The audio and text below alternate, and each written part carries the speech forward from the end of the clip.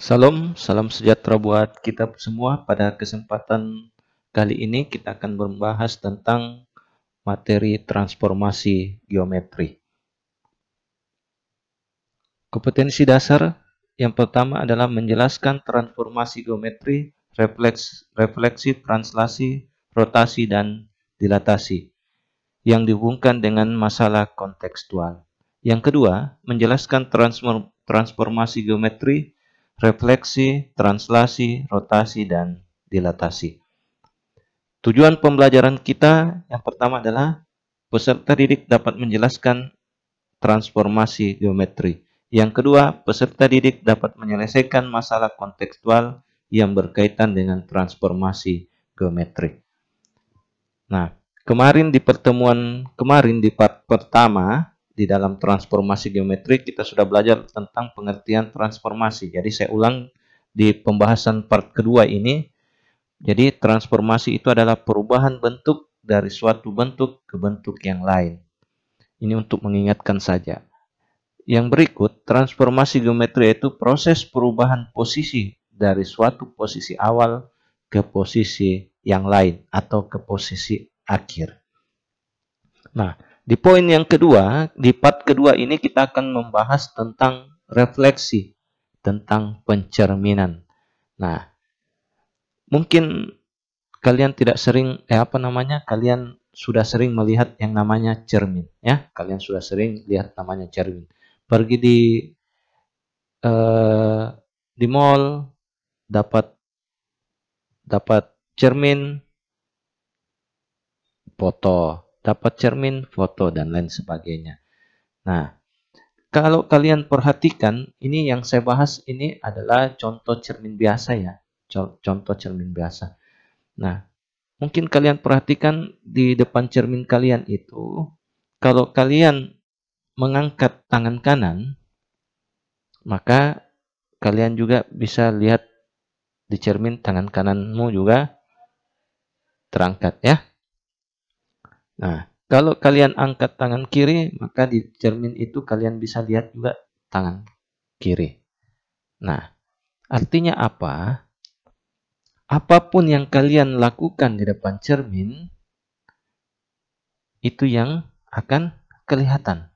Contoh, seorang laki-laki ini berada di depan cermin, dia mengangkat tangan kirinya, maka di sana juga kelihatan tangan kiri ini. Padahal kalau kita melihat dari posisinya, maka sebenarnya ini tangan kanan. Oke? Jadi kalau dilihat dari sini, ini kalau dari sini, ini tangan kanan. Kalau dilihat dari sini, ini tangan kiri. Oke? Jadi pencerminan itu adalah memetakan setiap titik dari suatu bayangan melewati garis pencerminan. Jadi garis pencerminan itu cermin sebenarnya. Oke, ini yang di sini adalah bendanya, ini adalah yang di dalam ini adalah bayangannya.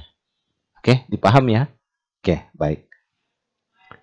Di dalam pencerminan atau refleksi, kita akan membahas beberapa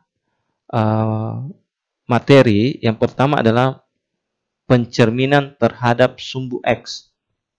Pencerminan terhadap sumbu X. Jadi kalau ada sebuah benda X, Y dicerminkan terhadap sumbu X, maka benda tersebut X, min Y. Saya ulang, jika sebuah benda berada di sistem koordinat X, Y dicerminkan terhadap sumbu X, maka bayangannya X min Y. Oke, jadi yang ciri-cirinya adalah yang minus adalah min Y. Oke, min. Y-nya yang minus. Nah, sekarang kita lihat contohnya. Sebuah segitiga ABC dengan koordinat A 2,1, B 5,-1, dan C 4,3 dicerminkan terhadap sumbu X. Maka kita bisa jawab A 2,1 dicerminkan terhadap sumbu X, maka A bayangannya adalah X. Ini adalah X, ini adalah Y. maka saya tulis karena tetap X, maka jadi 2, Y-nya yang minus, berarti minus 1. Lanjut, B. B itu adalah 5, minus 1. Dicerminkan terhadap sumbu terhadap sumbu X, maka B bayangannya adalah X tetap 5, min 1. Ketemu min, maka jadi 1. Yang berikut nilai C. Berarti 4,3. Dicerminkan terhadap sumbu X, maka C bayangannya X 4, minus 3. Itulah ciri-ciri kalau soal pencerminan terhadap sumbu X. Baik, kita lanjut di poin yang kedua, B. Pencerminan terhadap sumbu Y. Nah, kalau pencerminan terhadap sumbu Y, kita bisa lihat kalau ada sebuah benda dengan sistem koordinat X, Y dicerminkan terhadap sumbu Y, maka A bayangannya adalah min X. Jadi X yang minus, kebalikan dari yang tadi. Jadi X-nya yang minus, sedangkan Y tetap. Nah, sekarang kita lihat lagi bagaimana kalau dia pencerminan terhadap sumbu Y. Maka A 2,1 dicerminkan terhadap sumbu Y, maka X-nya yang berubah jadi minus. Maka jadi A bayangannya adalah minus 2,1. Nah, sekarang kalau dia titik B, 5, minus 1 dicerminkan terhadap sumbu Y, maka B bayangannya X-nya yang minus, maka jadi minus 5, minus 1. C 4,3, maka dicerminkan terhadap sumbu Y, C bayangannya jadi minus 4,3. Jadi perbedaan kali ini adalah kalau dia terhadap sumbu Y, maka yang berubah adalah sumbu X-nya. Dikasih minus. Oke? Mudah ya? Mudah kalau kita memahami dengan baik, kita memperhatikan dengan baik, pasti mudah. Lanjut, kita di poin C. Kalau pencerminan terhadap garis Y sama dengan X. Kalau pencerminan terhadap garis Y sama dengan X, maka kalau ada benda dengan sistem koordinat X, Y dicerminkan terhadap Y sama dengan X, maka koordinatnya dibalik, Y per X. Oke, Y per X. Nah, contoh ini sama saja dengan yang di awal. Berarti nilai A 2,1 dicerminkan terhadap sumbu Y sama dengan X, maka A bayangannya adalah dibalik. Ya, dibalik. Berarti 1,2. Bagaimana di titik B? 5, minus 1 dicerminkan terhadap Y sama dengan sumbu X, maka bayangannya apa? Bayangannya apa? Ya, dibalik. Jadi minus 1, minus 1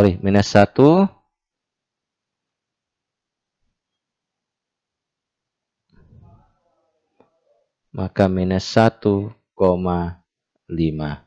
Nah, sekarang C berapa? 4,3.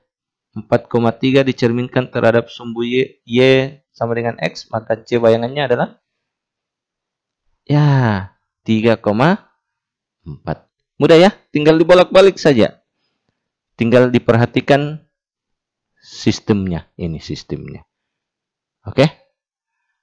Baik, kita lanjut di poin yang ke D. Pencerminan terhadap garis Y sama dengan X. Kalau ada sebuah benda dengan sistem koordinat X, Y dicerminkan terhadap garis Y sama dengan min X, tadi Y sama dengan X, sekarang Y sama dengan min X. Maka bayangannya itu dibalik, semua dikasih minus. Jadi dibalik, semua dikasih minus. Oke? Nah, sekarang kita lihat. Perhatikan. A 2,1 dicerminkan terhadap garis Y sama dengan min X. Maka A bayangannya berapa? Balik dulu. 1,2. Nah, semua dikasih minus. Maka min 1 minus 2. Mudah ya? Mudah sekali. Sekarang kita lihat B. B 5, minus 1. Dicerminkan terhadap garis Y sama dengan min X. Maka B bayangannya berapa? Berapa? Ya, balik dulu. 1 dengan 5. Nah, karena X-nya 5, X-nya harus bayangannya minus, maka minus. Nah, minus 1 ketemu dengan minus berarti plus. Berarti 1, minus 5. Oke? Jadi dibalik, tapi setelah ini kan minus 1. Tapi karena dikasih lagi minus, maka jadi 1. Jadi 1, minus 5. Sekarang C. 4,3. Kalau dicerminkan terhadap garis Y sama dengan min X, maka C aksennya di bawah apa? C bayangannya balik dulu. 3,4. Saya hapus dulu. Jadi C bayangannya adalah balik dulu.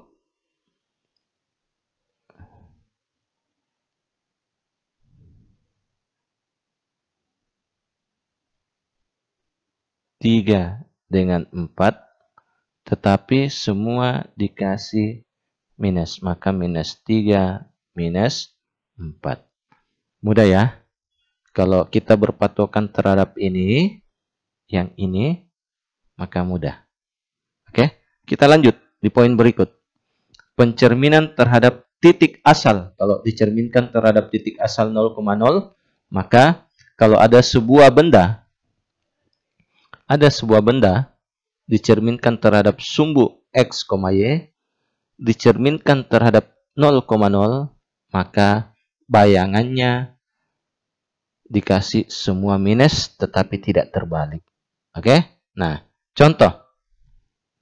Saya pakai dengan soal yang sama selalu. Maka A 2,1 dicerminkan terhadap 0,0. Oke? Maka A bayangannya semua dikasih minus. Berarti minus 2 minus 1. Sekarang B 5, minus 1 dicerminkan terhadap 0,0. Maka B bayangannya berapa? Ayo, B bayangannya berapa? Ya, semua dikasih minus. Berarti minus 5. Tapi ingat, sudah ada minus di sini berarti jadi positif. Jadi 1. Jadi minus 5,1. Sekarang C. 4,3. Dicerminkan terhadap titik 0,0. Maka berapa? C bayangannya. Nah, jadi minus 4 minus 3. Yang penting kita selalu berusaha mau belajar, pasti kita akan bisa. Lanjut. Pencerminan terhadap garis X sama dengan H. Kalau X sama dengan H, kalau ada sebuah benda dengan sistem koordinat X, Y dicerminkan terhadap garis X sama dengan H, maka bayangannya adalah 2H dikurang X, Y. Saya ulang, kalau ada sebuah benda dengan sistem koordinat X, Y dicerminkan terhadap garis X sama dengan H, maka bayangannya adalah 2H dikurang X, Y. Oke, kita coba. 2,1 Berarti nilai A-nya 2,1. Dicerminkan terhadap sumbu X sama dengan A, berarti ini adalah H, ya. Oke. Nah, sekarang maka A bayangannya adalah 2H dikurang X, Y. Maka berapa?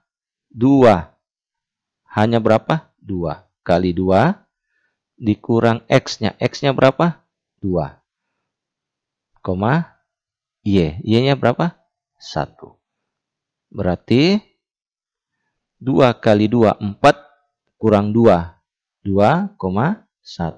Berarti bayangan A adalah 2,1. Mudah ya? Mudah. Kalau kita mau belajar. Sekarang B. B 5, minus 1.